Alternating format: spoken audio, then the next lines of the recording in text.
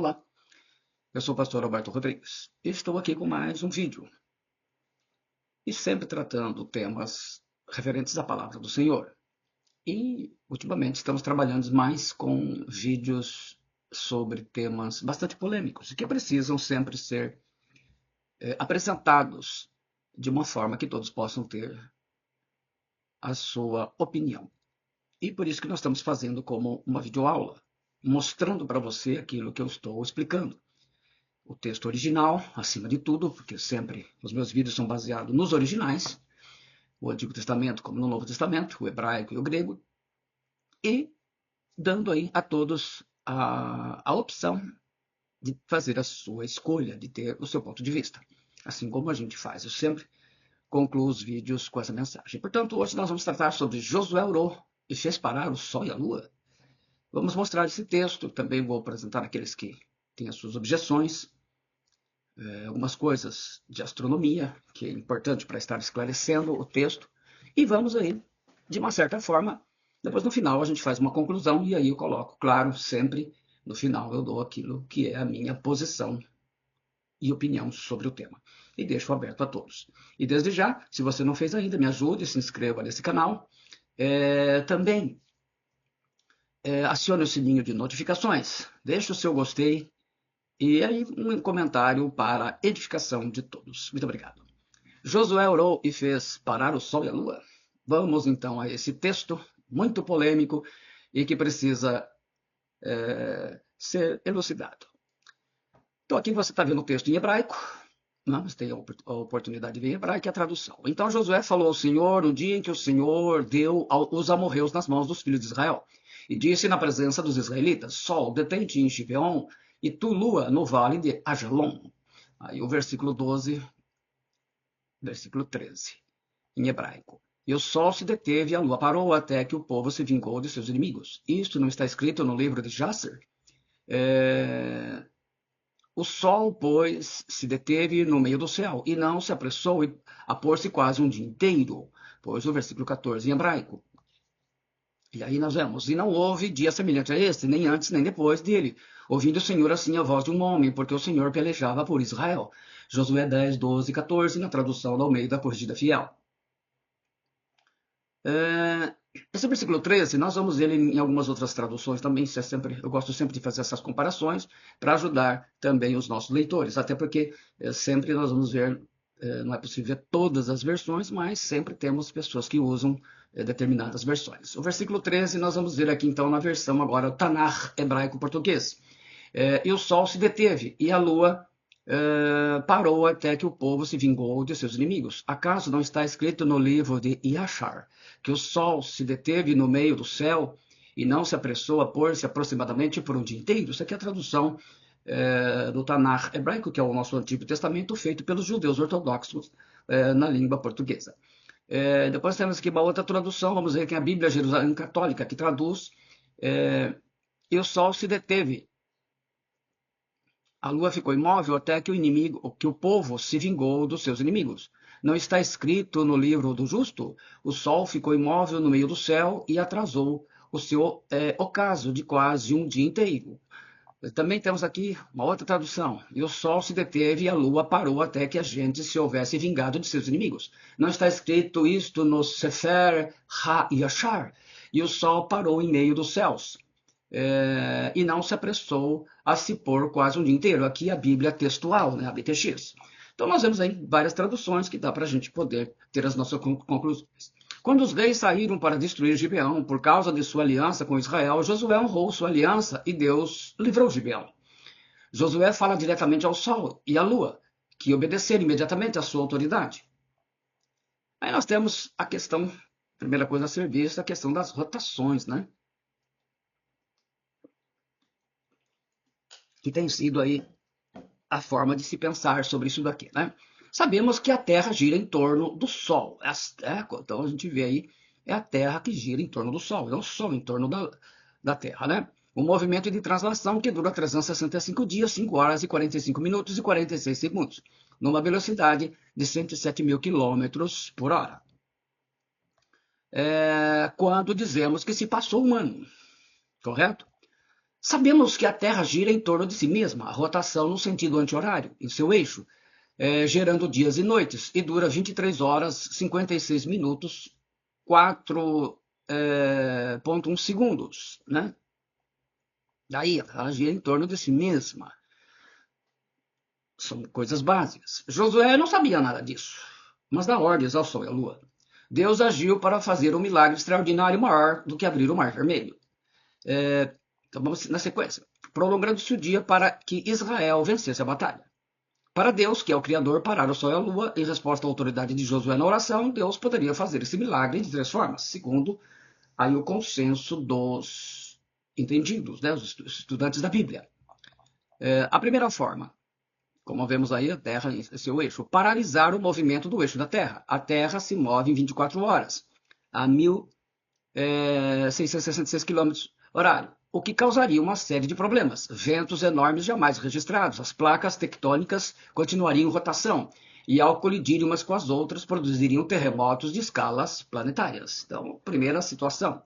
A água dos mares voltaria aos polos e alguns mares e oceanos virariam desertos e os países acima dos trópicos seriam submersos, dando origem a 2 grandes oceanos, ao sul e ao norte do globo terrestre. Se alguém sobrevivesse, não ia saber se era dia ou noite, pois viveríamos 6 meses como dia, com um calor escaldante, e 6 meses como noite, num frio rigoroso. Então, primeira situação que está sendo colocada. Então, nós vamos apresentar de todas as formas para vocês. Segundo, prolongar o dia pela refração da luz. Somente 25% da luz solar penetra a superfície da Terra. 30% da energia solar é refletido de volta para o espaço. Então, como a gente vê aí na ilustração, né? Então, vamos lá, na sequência. O ponto de maior incidência do Sol é no Oceano Pacífico, ao sul do Havaí e a leste de Kiribati. Em terra, uma área no deserto do Saara do Níger, perto das ruínas de um forte colonial em Agaden. E a terceira forma seria fazer um milagre de proporções cósmicas, sem explicação ao nosso entendimento, porque Deus criou o Sol e a Lua na quarta-feira, Gênesis 1, 14 e 19. Então, esse é o texto em questão, uma breve apresentação. Mas, como todo vídeo explicativo, ele demora um pouco, porque nós vamos abordar isso de forma bastante profunda, correto? E o Sol se deteve e a Lua parou até que o povo se vingou dos seus inimigos. Acaso não está escrito no livro de Yashar que o Sol se deteve no meio do céu e não se apressou a pôr-se aproximadamente por um dia inteiro? Né? Tradução do Tanakh hebraico. O Sol e a Lua eram adorados como deuses. Outra vez o Criador ataca a idolatria. Então aqui, ilustrações antigas mostrando a adoração do Sol, aqui à sua esquerda, e a adoração da Lua, né? Nos tempos de Josué, final da Idade do Bronze, nos séculos 8 e 7 a.C., conforme a cronologia tradicional ou modificada, o Sol e a Lua eram cultuados como divindades principais em várias culturas do Antigo Testamento, do Antigo Oriente Próximo, incluindo Canaã, onde Israel estava tomando posse, a Terra Prometida, a famosa, Mesopotâmia e também no Egito. Isso dá um pano de fundo teológico importante para Josué 10, 12 e 13, porque o texto não só descreve um fenômeno celeste, mas também apresenta Yahvé, o nome mais próximo, né? O tetragrama, né? YHWH ou Yud-He-Vav-He, como soberano sobre as divindades que as nações vizinhas veneravam. Deus não mostra os seus poderes de operar milagres imprudentemente, pelo contrário. Deus libera o seu poder em medida suficiente apenas para atingir seu alvo desejado, e somente à vista daqueles que assim poderiam aprender e reconhecê-lo como soberano do universo, Senhor da criação. O Sol e a Lua eram adorados como deuses. Outra vez o Criador ataca a idolatria. Na Mesopotâmia, por exemplo, o Sol era adorado como deus Samas, o sumério Utu, deus da justiça e do juízo, amplamente cultuado na Babilônia e na Síria. A Lua era o deus Sin, aparece muito em desenhos, né? Em desenhos animados. Sumério, chamado Ninana, centro do culto em Ur, terra de onde veio Abraão. E Ram, associado ao calendário e à fertilidade, né? O calendário lunar ainda é utilizado. No Egito, o deus Sol-Ra, posteriormente viria a ser chamado de Amon-Ra, era o principal deus da religião egípcia. O faraó era visto como seu filho. Em Canaã, terra onde os hebreus estavam entrando, e a Fenícia, evidências arqueológicas, inscrições e relevos indicam culto ao sol. Textos ugaríticos dos séculos 19 e 13 antes de Cristo, esse período, falam da deusa solar Sapshu, mensageira dos deuses e associada ao poder sobre a vida e a morte. Mostra que as forças celestes adoradas como deuses em Canaã, a terra prometida, estão submetidas à voz de um servo do Senhor, o WYHWH, ou Yod-He-Vav-He, o único Deus verdadeiro. Textos ugaríticos mencionam Yarik, Deus lunar e patrono da cidade de Jericó, né? Jericó, em hebraico, nome mencionado etimologicamente a lua. Enquadra o evento como vitória de Yahvé, do Senhor, sobre as potências divinizadas das nações inimigas, similar ao que Êxodo 12:12 diz sobre o juízo contra os deuses do Egito. A Bíblia hebraica, o culto ao sol é explicitamente condenado. A Bíblia hebraica, que é o nosso Antigo Testamento.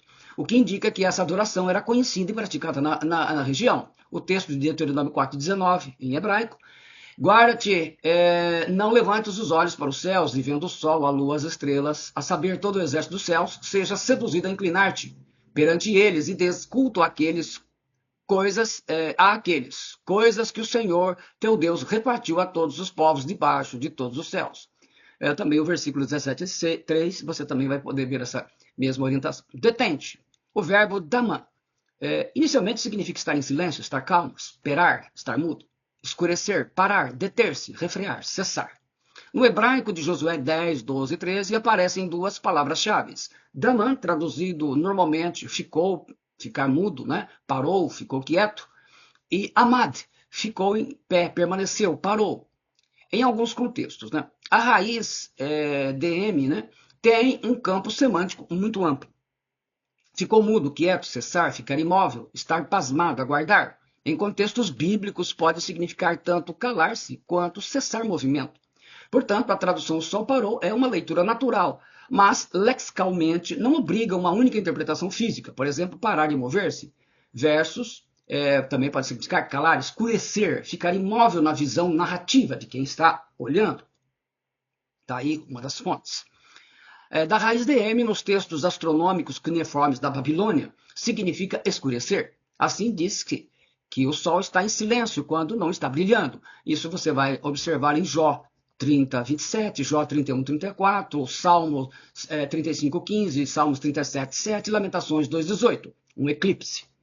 Nos textos Omen, por exemplo, a grande série Enuma Anu Enlil, os astrólogos babilônicos usavam verbos no sentido de ficar, de esperar, de parar, para descrever relações aparentes entre o Sol e a Lua, e também para registrar eclipses e oposições lunares, isto é, o vocabulário técnico pode descrever que a Lua esperou, ela ficou em determinada posição em relação ao Sol, indicando uma configuração celeste significativa para a cronologia e a ominação.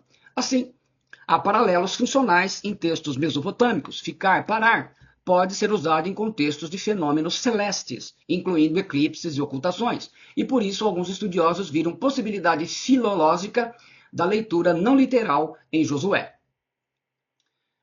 que era um antigo e clássico livro de Jasher, né? De poesia sobre heróis, e as façanhas de Israel também sugere que o sol permaneceu no céu por um longo tempo, e a lua não veio. E lamentou Davi a Saul e a Jonatas, seu filho, com esta lamentação, dizendo ele que ensinasse aos filhos de Judá o uso do arco. Eis que está escrito no livro de Jasher, segundo Samuel 1, 17 e 18. Então era um livro, hoje não se tem mais notícia, não se sabe, não tem nada sobre ele, mas ele era um livro muito conhecido da época.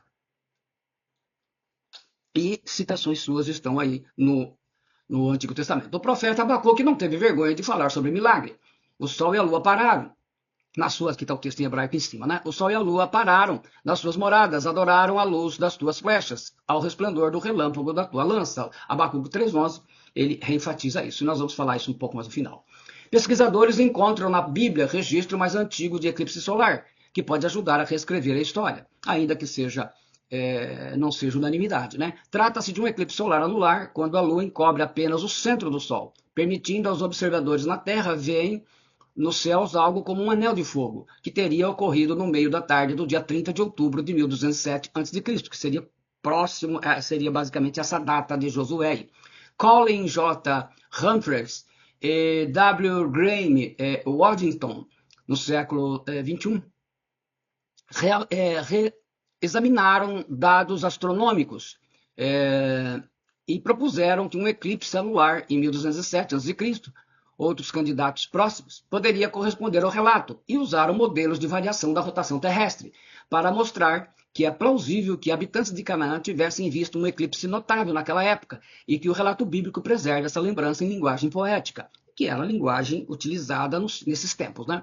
Seus trabalhos ganharam atenção popular em Cambridge Press Release, artigos de divulgação. Eles sugeriram também que a expressão poética "o Sol parou" poderia descrever poeticamente a Lua parando diante do Sol, ocultando-se, né? Daí também da Universidade de Cambridge.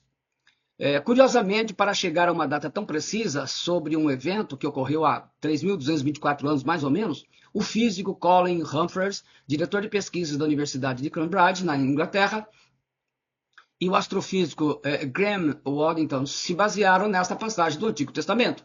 A primeira pessoa a sugerir que Josué 10, 12, 14 estava se referindo a um eclipse solar, ressaltam eles, parece ter sido o linguista Robert Wilson, em 1918, que fez a seguinte tradução há quase 100 anos.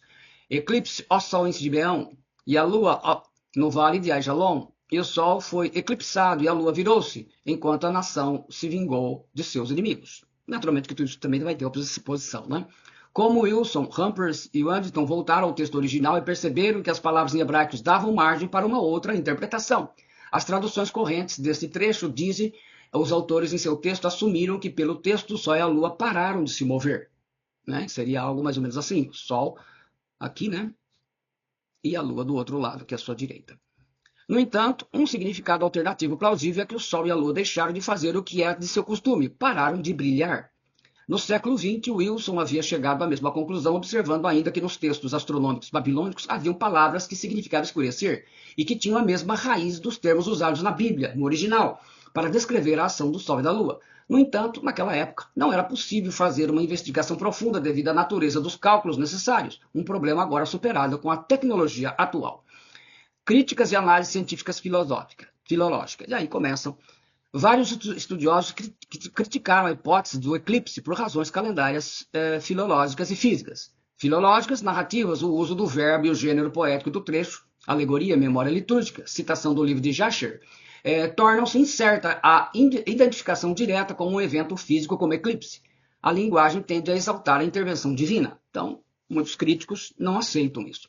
O calendário e a cronologia, ligar o episódio bíblico a uma data específica, de 1207 a.C., envolve pressuposições sobre a datação do êxodo, conquista, que são disputadas. Alguns críticos dizem que a data proposta não casa com as demais evidências arqueológicas. Então, outro conflito.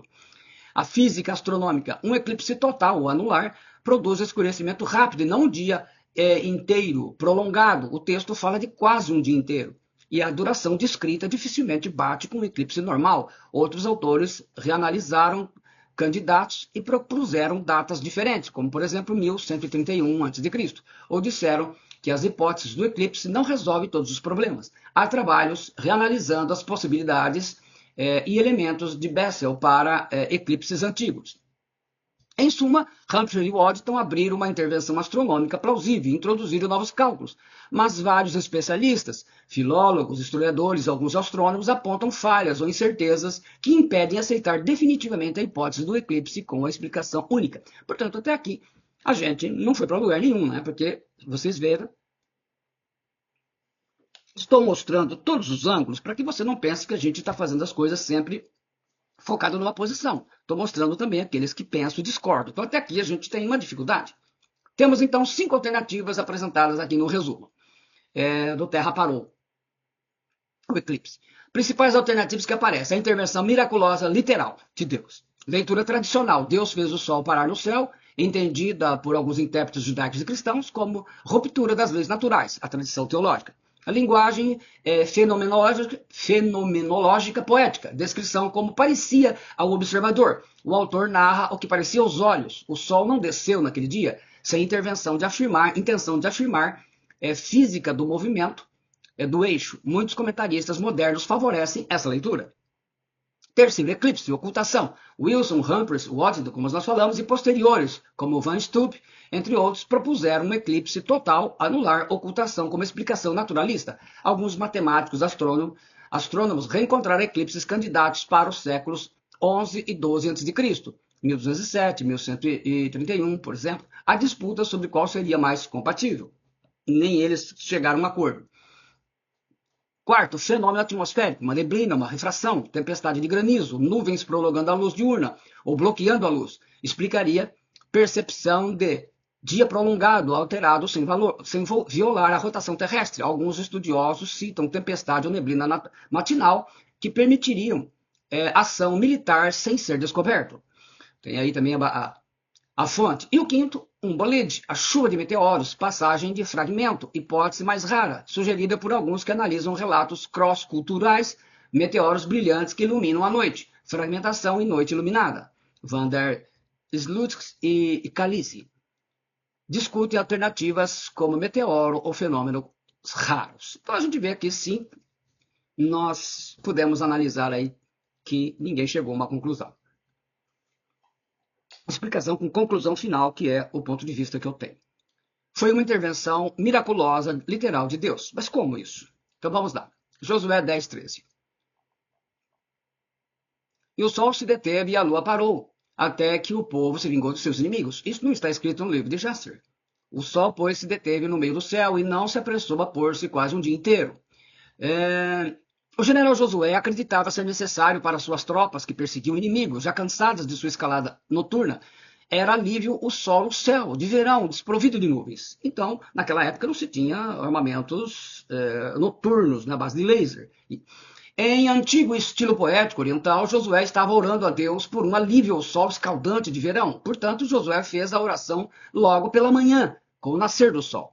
Deus prolongou a luz do dia por quase um dia inteiro, mas com o sol mantendo a temperatura agradável da manhã, um milagre inexplicável.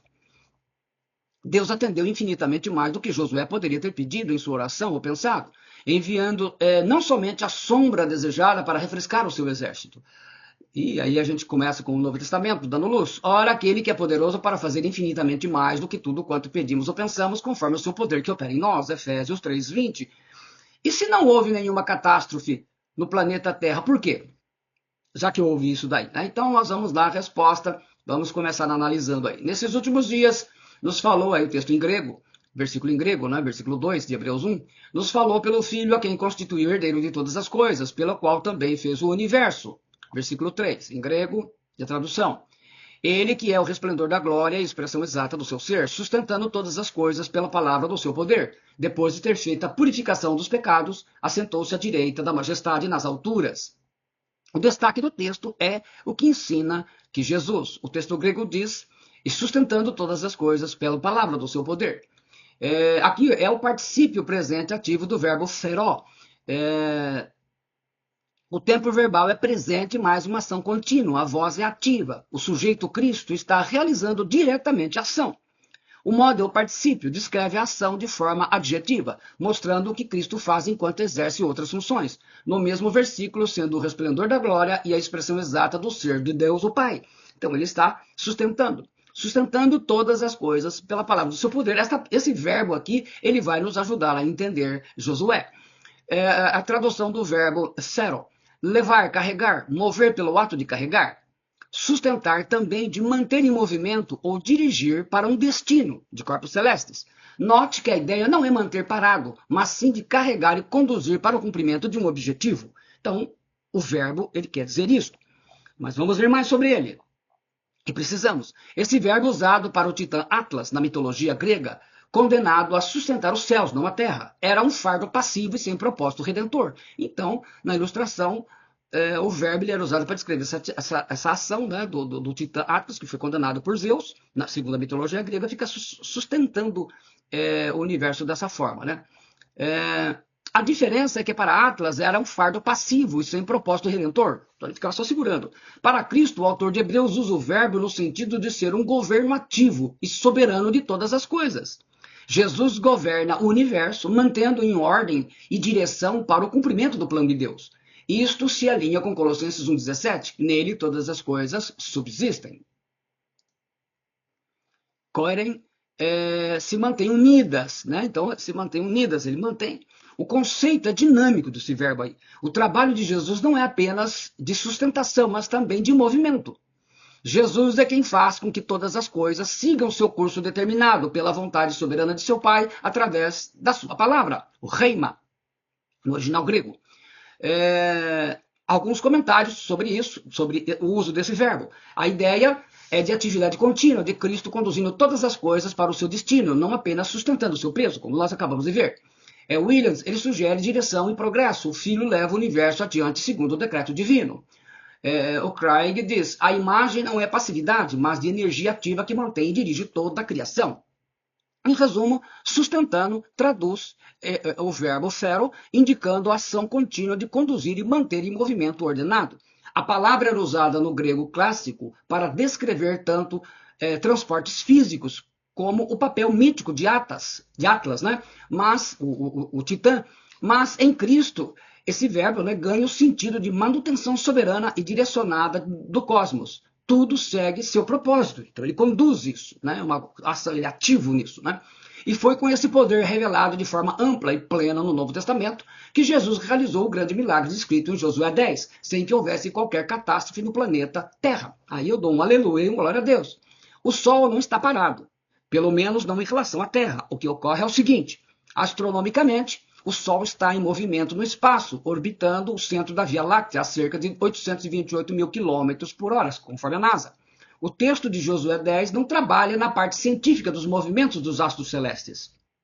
O texto sagrado tem o objetivo de descrever o que está acontecendo na visão da pessoa que está observando o acontecimento em si. O ponto de vista é da Terra, onde está o observador, que vai escrever o livro. É a mesma situação em que você está observando e diz que o Sol está nascendo, ou o Sol está se pondo. Essa impressão vem do movimento de rotação da Terra, que gira em torno de seu próprio eixo, a aproximadamente 1.670 km por hora, no Equador, né?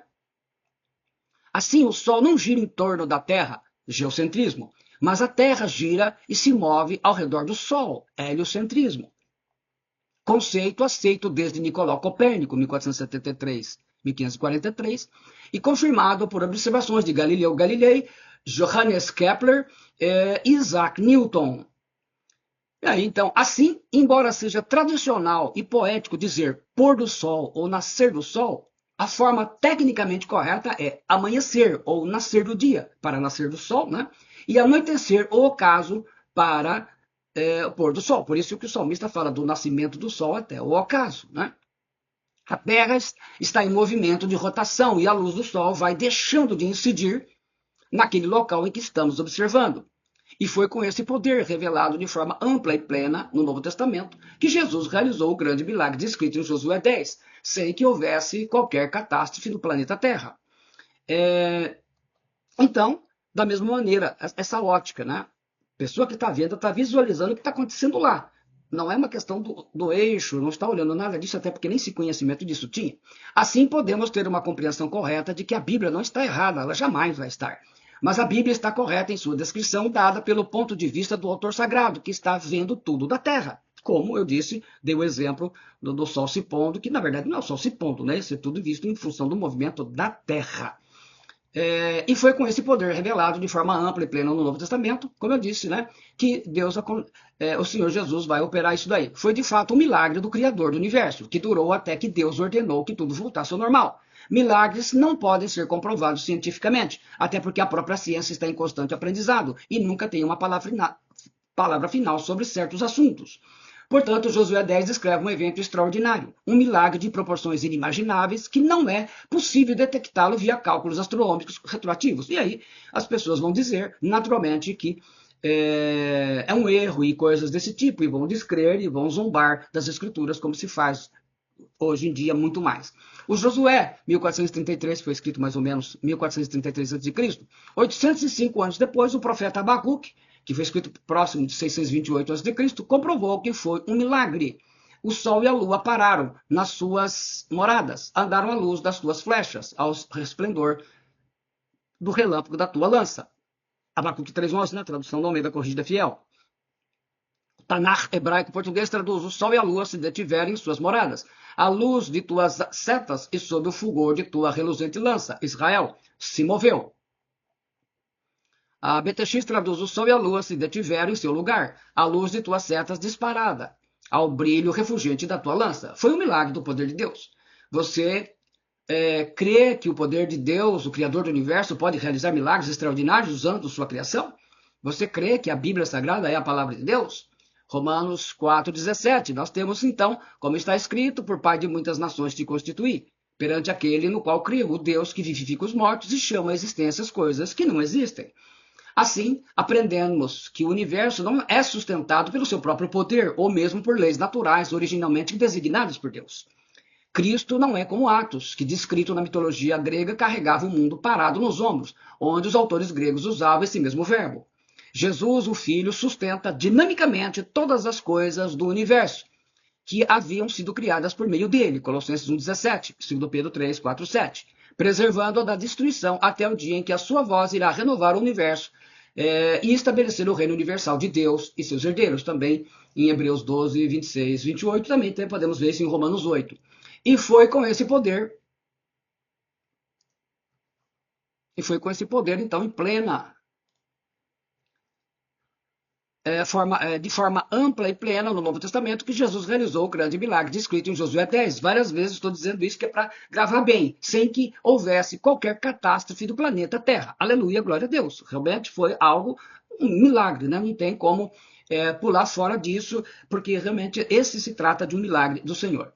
Deus prolongou a luz do dia por quase um dia inteiro, mas com o sol mantendo a temperatura agradável de manhã, um milagre inexplicável do poder de Jesus Cristo. Não tem muito o que acrescentar. Para aqueles que não creem, ele foi um milagre. E para aqueles que creem, ele foi um milagre também. E milagre não tem explicação. Assim como muitas pessoas são curadas, assim como Jesus ressuscitou Lázaro depois de 4 dias, não existe uma explicação científica para isso, por mais que se queira. Já tentaram explicar de diversas formas as 10 pragas, né? Especialmente a abertura do Mar Vermelho, muitas, que aconteceu tudo um ao longo do outro, mas são milagres do Senhor. Portanto, Deus prolongou o dia, a luz do dia, por quase um dia inteiro, mas com o sol mantendo a temperatura agradável de manhã. Milagre inexplicável pelo poder de Jesus Cristo e que possibilitou Josué vencer aquela batalha. Eu sou o pastor Alberto Rodrigues. Se você gostou, deixa aí o seu gostei, deixa aí um comentário para edificar a todos. Mas se não concordou também, você é livre para fazer isso, correto? Compartilhe. Se não fez ainda, se inscreva em nosso canal. Acione o sininho de notificações. Deus seja louvado. E o poder do Senhor, o mesmo que criou os céus e a terra. O Criador continua soberano, controlando todas as coisas. E tudo está sendo dirigido por Ele para chegar à conclusão final do reino de Deus, aonde nós, na ressurreição, teremos um corpo semelhante ao corpo de Jesus Cristo, quando ressuscitou, para a honra e glória do seu nome santo. Deus te abençoe, em nome do Senhor Jesus Cristo. E toda honra e toda glória seja ao Pai, ao Filho e ao Espírito Santo. Amém.